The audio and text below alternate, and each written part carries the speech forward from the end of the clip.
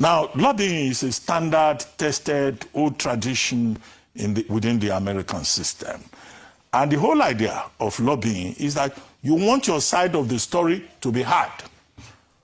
So if Biafra, the people promoting Biafra, if they are going to the US and they are paying how much? $60,000 to sell their own story, that Igbos are being marginalized and persecuted in Nigeria, and that the idea of a Republic of Biafra will be a good proposition. I think it makes sense that the Nigerian government too is in that space. It's not about the money. It's about the fact that the Nigerian government wants to be heard so that there's not just one voice in the room.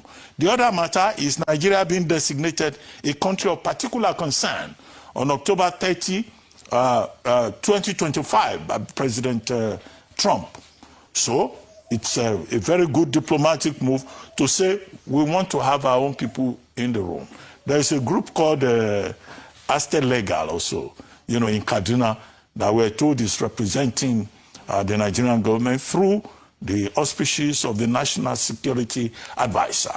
On December 12, 2025, the Nigerian government paid $4.5 million for 6 months, and the contract is renewable for another 6 months. So the lobbyists, what they will be doing basically is to get the Nigerian voice into the room.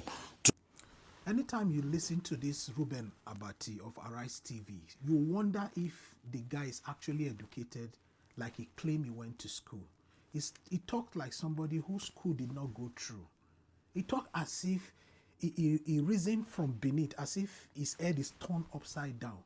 Now, what he's arguing here is that if the people, the indigenous people of Biafra, if they can pay the lobbyists, in America, if they can pay them $50,000 for their voice to be heard, all right, for them to table their voice to be heard. Now, it's justifying that the government of President Bola Ahmed Tinubu is also justifiable to pay $9 million for his own voice, for the government of President Bola Ahmed Tinubu to be heard. Do you know what $9 million is? That's number one. Number two, who caused the problem? If there was no problem initially, will he be lobbying for his voice to be heard? Because there's a way, this problem has been, even before President Bola Ahmed Tinubu came, many presidents, in the past have been, but they've been able to manage the situation to a level. In President Bola Ahmed Tinubu's time, it went beyond control. Now, the indigenous people of Biafra, the money they paid were contributed by the people of Biafra. The money President Bola Ahmed Tinubu is taking to America, to the lobbyists, for his government's voice to be heard. That money is the taxpayers' money of every collective Nigeria, including the people of Biafra. And that's our taxpayers' money. That money can solve insecurity problem, can solve the problem of hunger, can solve a lot of problem in this country. But get sense. They think. They think.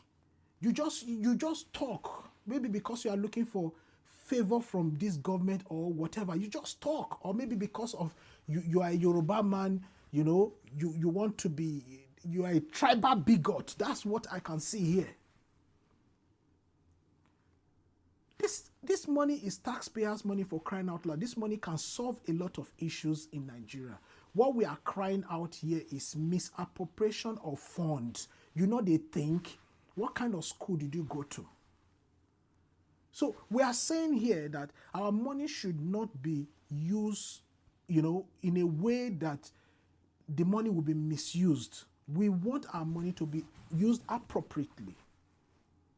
And I know the reason why President Bola Ahmed Tinubu is doing all these things, because he knows that the government of the American government doesn't like his government, so it might affect his election. And for those of you that will say that it's a sovereign nation, go and look at what the former president Barack Obama did to Goodluck Jonathan. He influenced that election, and American can influence this other election if you don't know.